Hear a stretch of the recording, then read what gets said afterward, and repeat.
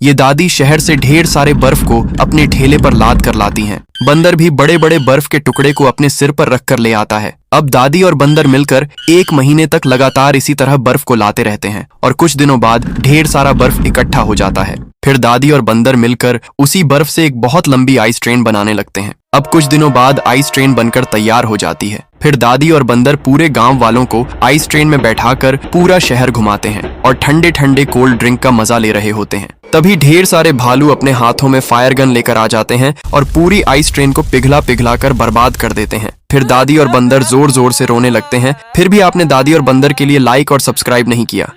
इतनी तेज गर्मी में भूखड़ मोटू बर्फ का घर बनाता है और बर्फ का ही बेड बनाकर उस पर सोता है, पर इतनी कड़क धूप में मोटू का घर ही पिघल जाता है। मोटू गर्मी से पसीना पसीना होकर अपने दोस्त पतलू पर चिल्लाता है। पतलू डर के मारे कभी न पिघलने वाला बहुत सारा बर्फ लाता है। मोटू खुश होकर तुरंत बर्फ पर लेट जाता है और अपनी गर्मी दूर करता है।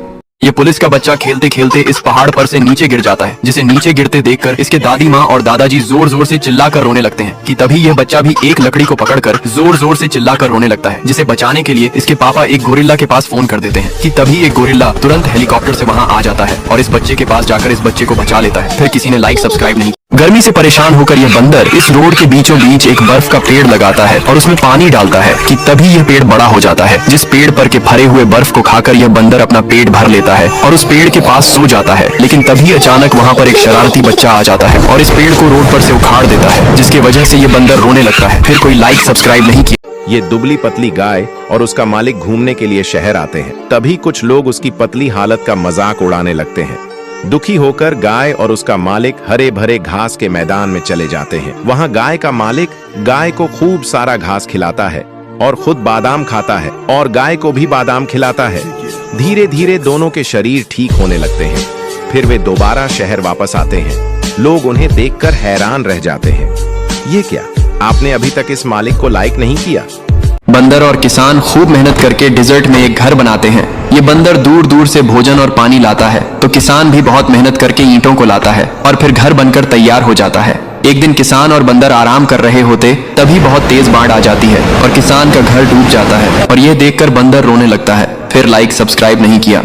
ये कबूतर का बच्चा ट्रेन की पटरी पर एक नाशपाती का पेड़ लगता है और फिर उसे हर दिन बहुत सारा पानी भी देता है। अब कबूतर का बच्चा और पेड़ बड़े हो जाते हैं, पेड़ में फल लगाते हैं। अब कबूतर हर जोर फलों को खाता और पेड़ के साथ रहने लगा। अचानक एक दिन उसी पटरी पर ट्रेन आ गई और कबूतर ट्रेन को रोकने की कोशिश करता है, लेकिन ट्रेन पेड़ से टकरा जाती है और पेड़ को अपने साथ ले जाती है। लेकिन अगले दिन टूटे हुए पेड़ से एक नया पौधा निकलता है और फल लगाते हैं, लेकिन कबूतर रोने लगता है। फिर लाइक सब्सक्राइब नहीं किया। किसान दूध पी पी कर बहुत मोटा हो जाता है। किसान की भूख बढ़ती ही जाती है तो वह अपनी मुर्गी का चिकन बनाकर खा जाता है। फिर भी किसान भूखा रहता है तो कबूतर को पिज्जा लाने को कहता है। कबूतर डर के मारे पिज्जा का ट्रक ले आता है। अब किसान बहुत पिज्जा खाता है और पेट खराब हो जाता है। फिर कबूतर संतरा का जूस लाकर किसान को दे देता है। किसान जूस पीकर ठीक हो जाता है और कबूतर रोने लगता है। फिर लाइक सब्सक्राइब नहीं किया। कबूतर ने रेल की पटरी पर एक प्यारा सा घोंसला बनाया और फिर उसमें कई अंडे दिए और दिन बीते और अंडों से बच्चे बाहर आए, लेकिन सभी बच्चों में एक चूजा अलग था और वह डरपोक था। यह जगह खतरनाक थी क्योंकि हर वक्त ट्रेन गुजरती रहती थी। एक दिन कबूतर दाना लेने जाती है, तभी एक ट्रेन आ गई। सभी सफेद चूजे घोंसले में बैठे रहे, लेकिन पीला चूजा डर के मारे भागने लगा और ट्रेन गुजर गई। जब कबूतर वापसी आती है तो सारे चूजे सारी बात बताते हैं। कबूतर पीले चूजे को ढूंढने लगती है, लेकिन कोई नाम निशान नहीं होता है। फिर कबूतर रोने लगती है। फिर किसी ने लाइक सब्सक्राइब नहीं किया। किसान के पास एक मुर्गी थी जो सिर्फ एक अंडा देती थी। किसान मुर्गी से और अधिक अंडे चाहता था, तो मुर्गी को इंजेक्शन लगाता है और मुर्गी अब बहुत सारे अंडे देने लगी और मुर्गी आसमान में उड़ जाती है। बादलों पर बैठकर ढेरों अंडे देती है। गांव अंडों से भर गया। शहर में भी अंडों की बारिश हो गई। लोग परेशान हो गए। तभी रेस्क्यू टीम आकर मुर्गी को पकड़ लेती है और फिर डॉक्टर मुर्गी का इलाज करते हैं। मुर्गी ठीक हो जाती है, फिर रोने लगती है। फिर लाइक सब्सक्राइब नहीं किया।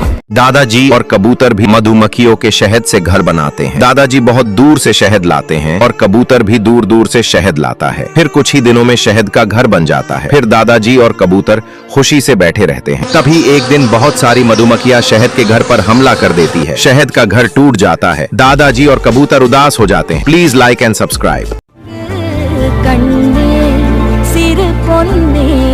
सिर सिरिपाले